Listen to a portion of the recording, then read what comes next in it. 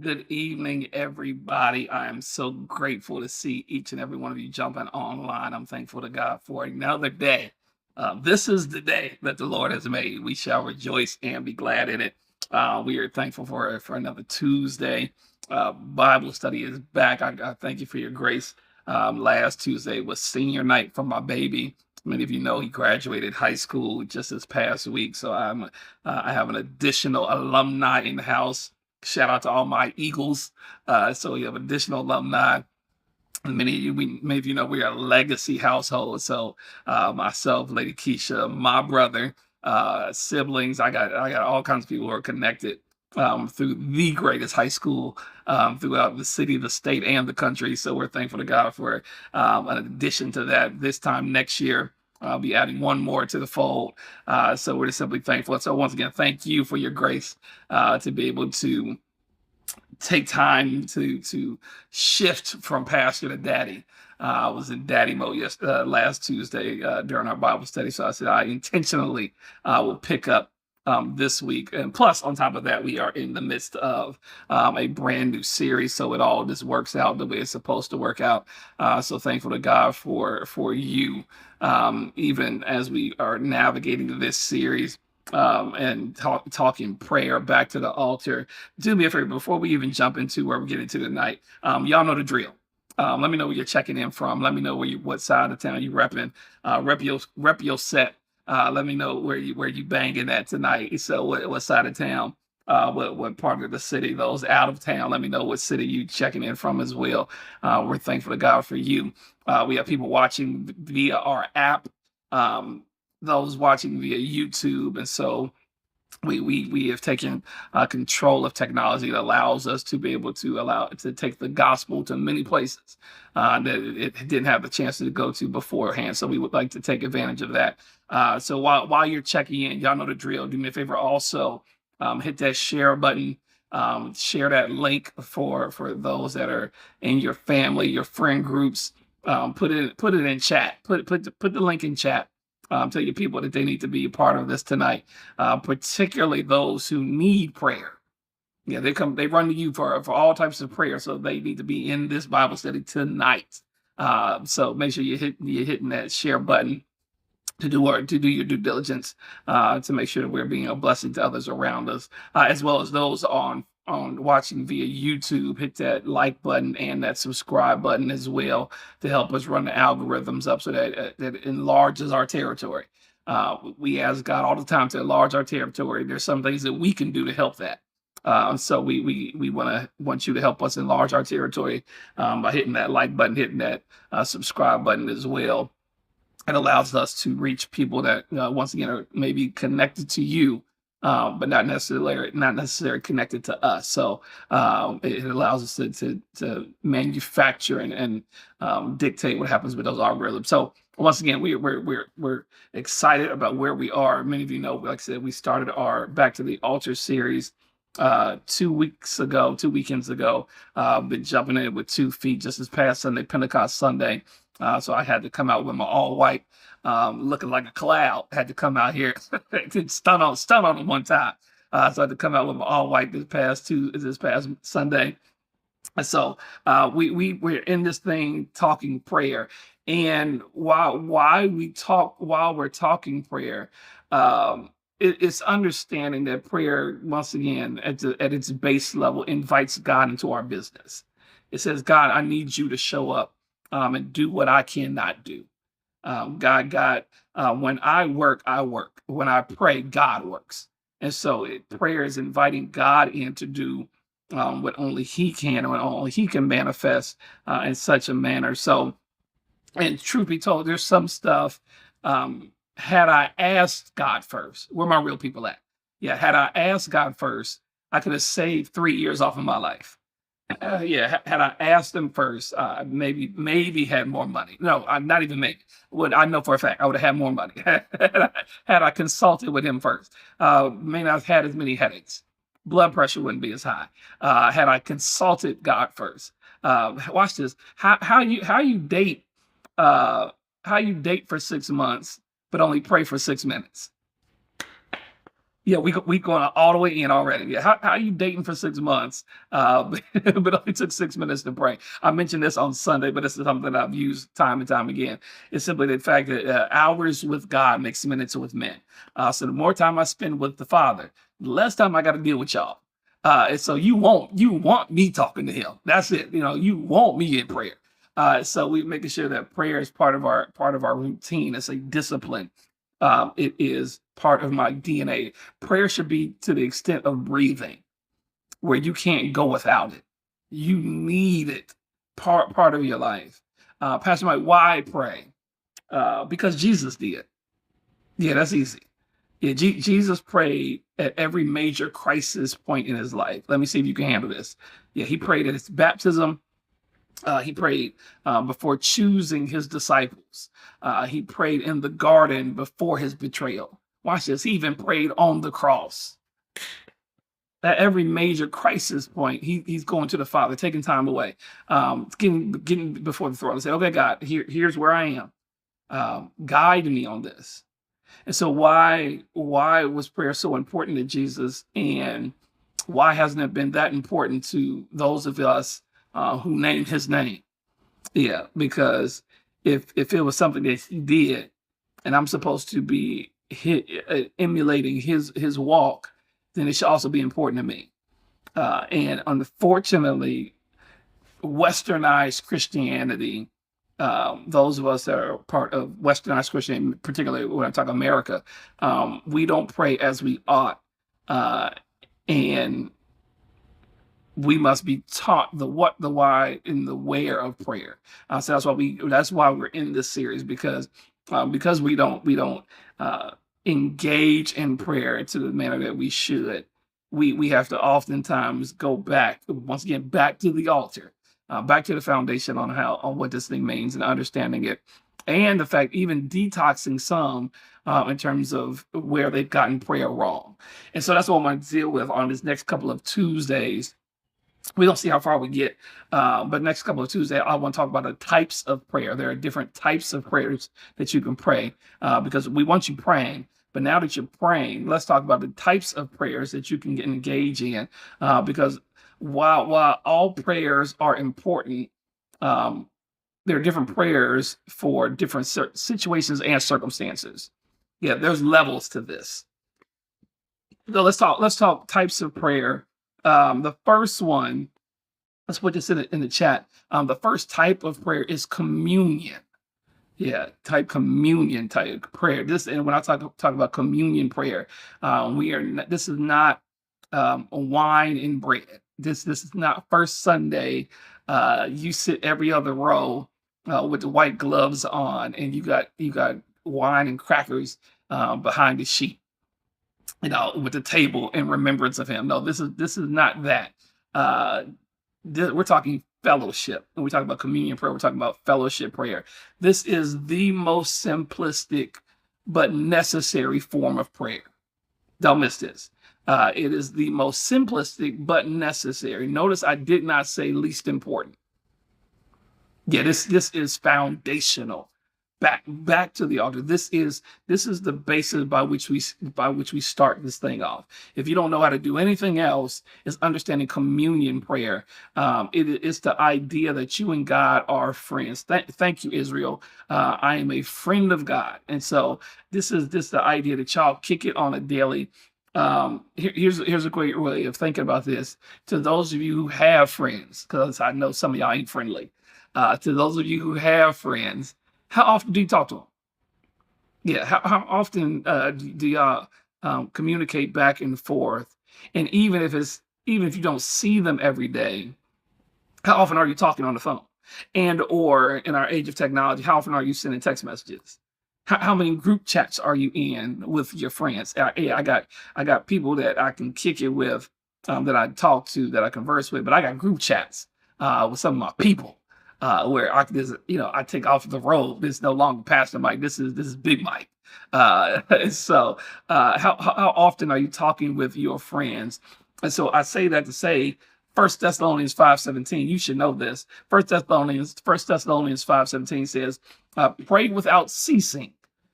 Yeah, that's the text. It says, "Pray without ceasing." God's word translation says, "Never stop praying." I like that. Never stop praying. Don't get to a place where you have relinquished the time from God, where you're no longer having communication. Because watch this: if I stop communicate with my friends, they're gonna assume something's wrong. They're gonna think we fell out. Somebody got offended. Somebody owed somebody some money. There's an issue somewhere because we're used to communicating with each other. And even if some time lapses for whatever reasons, we jump back in it like we never left. Relationship, come here. So we talk about this communion type prayer. The text says, it says, pray without ceasing. This does not mean I'm all day, every day in prayer. It means that I'm consistent in my prayer time. It means that there is no time in my life that I go without talking to him. I'm making sure that he's involved in everything that I do. Had a conversation with somebody, and we're discussing, just certain thoughts and visions and ideas and whatever the case may be. And he was kind of trying to see what his next step should be. I said, well, ask. Yeah, we look to God for the big, but don't think to talk to him in the small. You ask. Yeah, hey, God, what do you think about this? Have the conversation. Here's something that, let me share this with my couples and some of my couples, my vets, who's been in this thing for a minute. You may be able to attest to this. Lady Keisha knows that throughout the day, I am going to bother her in some type of phone call. And watch this. She could be sending me to the grocery store. In fact, yeah. So she could send me to the grocery store, and she knows as soon as I get in the car, chances are I'm going to call. Not because I need anything. Watch this. Y'all missed it. Y'all missed it already. Not because I need anything, but just because I just want to talk. And so I'm in the car. I'm not doing nothing. And then when I get to the store, if in the event that I didn't call before the store, no, when I get to the store, you best believe I'm calling. Because she sent me to the store to get some milk. I need to know what kind of milk. Yeah, we talking about vitamin D, skim, low fat. Let me know. What am I getting almond milk? Soy? What are we doing? What are we doing here? Let me know. And then once you tell me the almond milk, what kind? Sweetened, unsweetened, vanilla? What's the brand? What I need specifics. So it is constant communication and involvement with it. Watch this, because I don't just call Keisha when I'm in trouble. I need y'all to come get me tonight. Yeah, I don't call her when I'm in trouble. I'm talking to her on a regular basis. It is consistent. That we don't go long without talking. Even when we're mad, it's the communication may be short, but we still talking. You eating tonight? Dinner's ready. That's it. We still talking. But once again, don't miss it. Communion. So I don't call when I'm in trouble. Watch this. Daniel 6, verse 10, Message translation. It says, when Daniel learned that the decree had been signed and posted, he continued to pray just as he had always done. Ooh, this is good. His house had windows in the upstairs that opened towards Jerusalem. 3 times a day, he knelt there in prayer, thanking and praising his God. Ooh, I need y'all, don't miss this. And so it's the consistency. Watch it. It's the consistency for me. Psalm 55:17. Evening and morning and at noon I will pray and cry aloud, and he shall hear my voice. It's the consistency. It is the communion. It is understanding that we're talking on a regular basis. He knows my name. This is not answering a call because his name isn't saved in my contact list. No, he knows my name because we talk regularly. There are set times of prayer. You notice this in the text. They had set times of prayer. They talk about morning, noon, and night, and evening and morning, and at noon I will pray and cry aloud. So Daniel, and in Psalm, it speaks to all the different times of prayer that they have set aside to do what I do. We even challenged you even to talk once again the onset of the year, the first 15 set time of prayer. First 15 minutes of your day, make sure you're taking time to acknowledge the Father. Set times. Our Jewish friends, set times of prayer. Muslims, set times of prayer. Christianity is the only faith group who lacks the consistency. We claim to be the true religion. Yeah, two chains, true religion. But yet still don't have the consistency of our other faith groups. I can't knock any of our other brothers and sisters who are praying on a regular basis. Watch this. Several years ago, I was outside of. We were located over on Lincoln at the time, and so I'm going there because I had to. I believe we had to meet them because they were installing internet. They were doing, it was something that was happening. And so I had to go by the building in order for them to kind of, take care of some issues regarding that. And I think maybe surrounding wireless, whatever. And so I'm there and I think they were there. So they're doing their work. I'm getting ready to leave out. They don't need me any longer. And the individuals that were doing the work, watch this, at a certain time, they stopped what they were doing, pulled out prayer mats. I knew they were Muslims at that moment. Pulled out prayer mats and take time out, broke for the day to start praying. Y'all missed it. They said, I understand I'm on the clock. I understand I got a job to do. I understand that all this other stuff is going on right now, but I'm taking time. I'm taking a pause for the cause. Yeah. Watch this. The Bible says it is he that he gives the ability to get wealth. They understood what I need many of you to understand, that had it not been for him, I wouldn't have this job. So let me take a break come here. Where the organ at? Yeah, let me take a break right now to acknowledge the one who's orchestrating all this stuff together. So set times of the day, they say, I don't care what's happening. I'm about to go. This is our prayer time. They took out a man. I almost broke out and prayed with them. They said, no, I understand we got a job to do, but I'm going to acknowledge the Father. This is my set time of prayer, more than just a ritual or a habit, but consistency. Communion. Watch this. It's a communion of prayer. Give God your best time. Hey God, let me make sure I'm acknowledging you in prayer. Let me make sure I'm recognizing you, who you are and what you're doing and how you're doing it. Make sure I'm in the right position. This communion prayer is the first level of prayer. If nothing else, once again, it's the standard. It's understanding where we kind of walk into this thing, and we're shifting now from maybe saying thank you in the morning or when I bless my food at night, and when we're in trouble. Watch this. God shouldn't be the last person you call. Yeah, I need him to be the first. And so now watch this, because he's the first person I call when I am in trouble. He already knows what's happening before it's about to happen. And so he's already sending a hedge of protection. Y'all gonna have to come get me tonight. And so he's already orchestrating some stuff because we're already in communion. Come here. And so the goal is to have such a relationship with him that when you call on him when you're in trouble, that's not the first time y'all talk today. So now when I watch this, so because it's not the first time I talk, and I'm telling him I'm in trouble, he's showing up. He's showing up. He's coming to clear some stuff out. I've told both of my babies.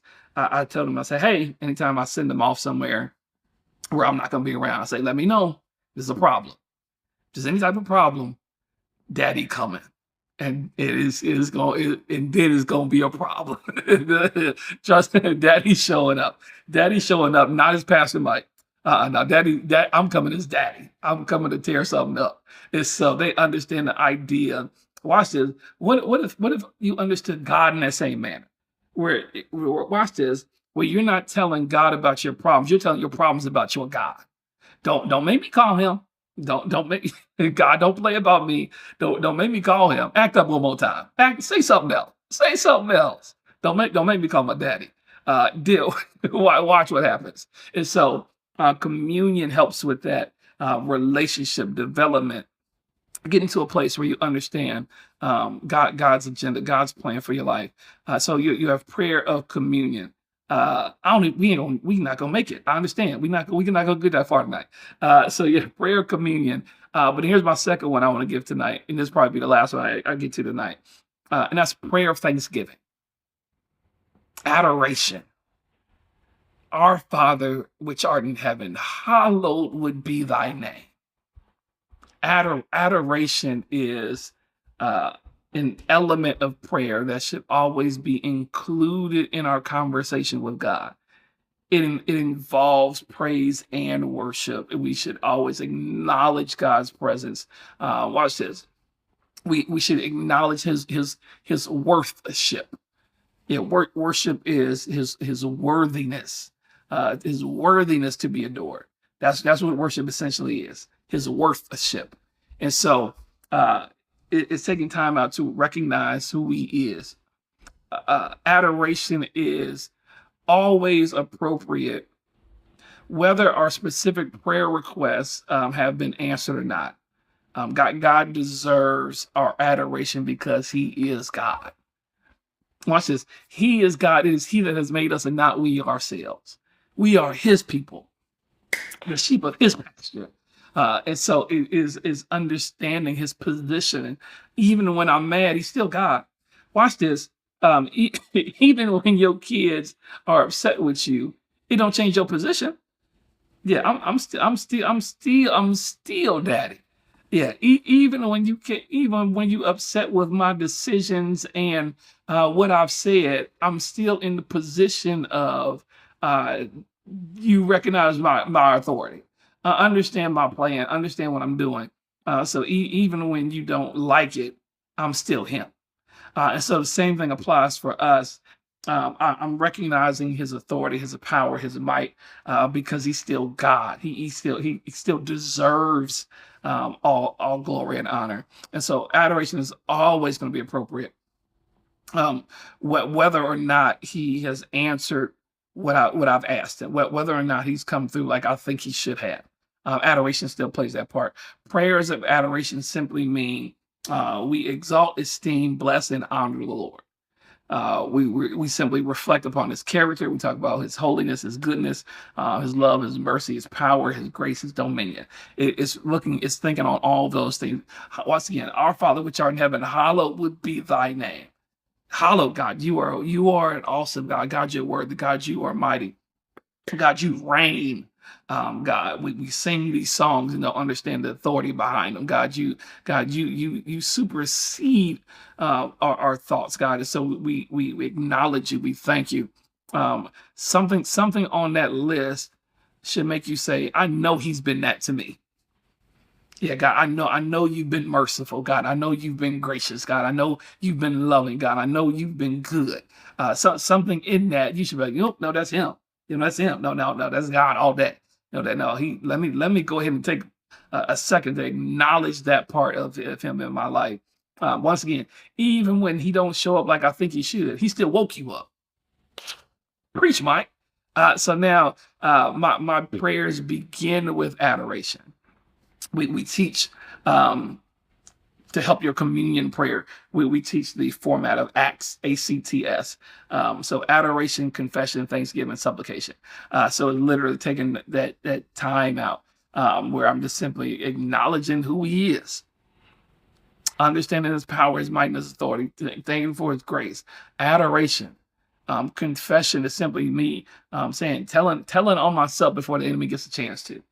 The Bible calls the enemy the the accuser of the brethren. In other words, watch this, he's a snitch. That's what the devil is. He's a snitch. That's what the text says. He's a snitch. So he's telling everything I do. And so confession is telling on myself before the enemy gets a chance to. Saying, hey, God, I was tripping yesterday. God, man, I know you told me not to worry. And I was worrying about these bills. I was worrying about my health, God. I was worrying about this. I know, God, you set better standards for me, God. God, you told me not to look at women with lust, God. Man, God, I messed up. I was on Instagram way too long, double tapping stuff that I shouldn't have been double tapping, liking stuff. God, I watched some stuff I shouldn't have been watching. God, watching. I said some stuff to some people I shouldn't have said. So it's confession, but then with confession with the U-turn. Confession, not for the sake of just telling on yourself, but confession with the intent to not go back and do the same thing. And then thanksgiving is, God, I thank you. God, before I get to everything else I want you to do in my life, God, I thank you for what you've already been doing. God, you've already been working this thing out. God, you've already been making a way out of no way. And then you get to your supplication. That's what I call the gimme list. You start talking to God and saying, hey, here's what I need you to do while we at it. now that we got all this other stuff out of the way, while we at it, I need a house, a car, and a man. God, I need you to do what you need, what you can do on my behalf. So all that to say, I start my prayers off with adoration. Yeah, I always start with adoration and not end with adoration. I need God to understand how I view Him as being able to do this, and He's able to do it, and I can't. God wants to know that He has authority in your life, and so adoration recognizes Him in His might and His power. Everybody wants to hear good stuff about themselves. Come here. So my prayers begin with adoration. So before I get to Keisha, to them kids, to y'all, I'm telling God about His goodness. I'm telling God about who He is, in His might. And watch this. You're more apt to do things for people who say nice things to you. I'm giving y'all the secret sauce tonight. Yeah, you're more apt to do things for people who say nice things to you. Yeah, if you just run up on me and just ask me for something, I'm gonna be a little taken aback. I'm like, hey, hold on, like you ain't said hi, good morning, hello, nothing. Oh, you come straight out the gate. Give me something. I'm less inclined to adhere to those needs when we're at that position. Now you come in and say, man, I like what you got on today. Look, you smell nice. Man, I like that outfit. Hey, look, I see you, big dog. I see you. So you come in with that approach. It's different now when I ask, because you now it softened you up. Now I've gotten you put to a place where, okay, let me hear what they got to say. So you're more apt to do those things. So when I'm approaching God with adoration, I'm supercharging God for whatever that request looks like in my life. And so watch this. Worship happens when I place my mind's attention and my heart's affection on the Lord, and in response to who He is and what He's done. Let me repeat that.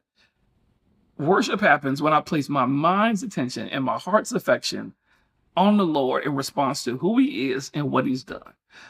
Worship is more than reflexes; it's reflection. I've taught this before. Don't miss this. Yeah, it's more than hands lifted. It's more than eyes crying. It's more than the reflexes that we do. This is where churches have messed it up. Because we think if my reflexes don't look like your reflexes, then I'm not doing it right. We dealt with this, and so now it's the reflection. It's thinking how good God has been already. It's understanding that God is holding this whole thing together, that he's the author and finisher, that He's making this thing happen.